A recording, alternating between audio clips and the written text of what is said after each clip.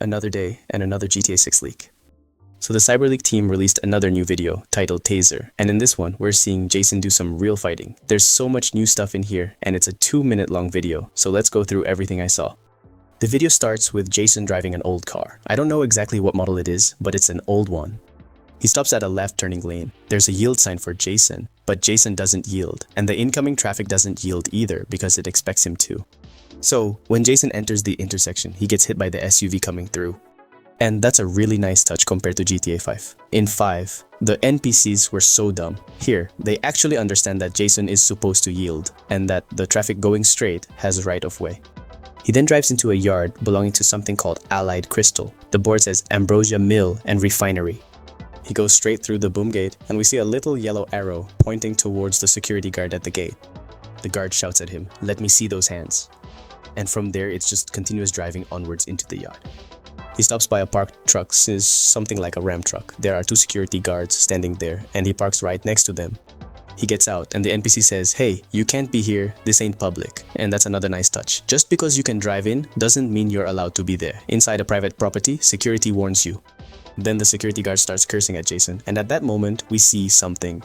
We see an icon to grab. So the grab feature from Red Dead Redemption 2, the one people kept running into when they tried to mount a horse, that grab feature is in GTA 6 now. Another big one is the vehicle lock system. When he tries to open the parked truck, there are 2 options, smash window or clone key.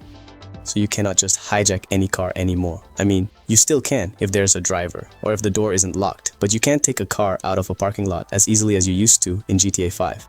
That doesn't mean you can't steal anything. The truck we see here looks mid-2010s, something that already has a proper key and locking system. So maybe you can still take the older cars the easy way. And there's still the smash window option, so you break in, get inside, and hotwire it. Jason then gets into a melee fight with the security guards. One of the guards has a taser in his hand. During the fight, Jason grabs that taser and there's a slow motion moment, just like the finisher in Red Dead 2. So we have that Red Dead style slow motion in GTA 6 now. And we see Jason already has a pistol, but he doesn't shoot it. He just smashes people's heads with it. 2 people to be precise, pistol whipped. He then picks up a ball cap off the ground and wears it backwards. So you can pick up a cap and put it on now. Red Dead 2 again. And we see a pickup icon for a gun called the Klose K17 pistol, close with a K, and it says Shocker, so that's the taser gun. In that scene, he already had a pistol with live rounds in his hand, and now he's picked up the taser as well. So maybe he can carry a couple of guns with the pistol going behind his back. That might be why he's holding 2 at once. He then starts chasing everybody and makes his way towards the road, going after a semi truck.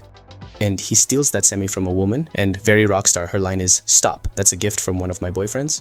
While he's stealing the semi, the security guards switch to live bullets. Before this, they were only using tasers. Now they've moved to live rounds.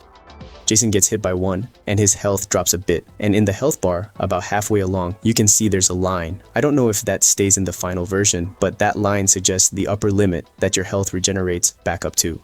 By the way, the truck is called a Packer, an MTL Packer semi-truck. Then once he gets out onto the road in the semi, we see a crime reported pop up and a 1-star wanted level. So it's the same as Red Dead 2. You get a wanted level once somebody actually reports it. The crime was reported, so the stars appear.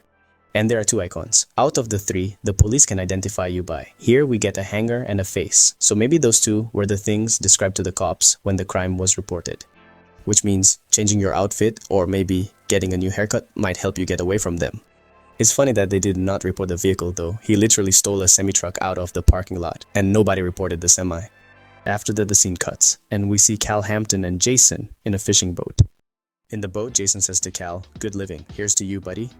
Enjoy your life till the men in suits decide to finally shut you up." To which Cal laughs and replies, "They don't know nothing about me, man. I use a VPN." That's basically the end of the clip, but there are a couple of things I want to point out about that ending.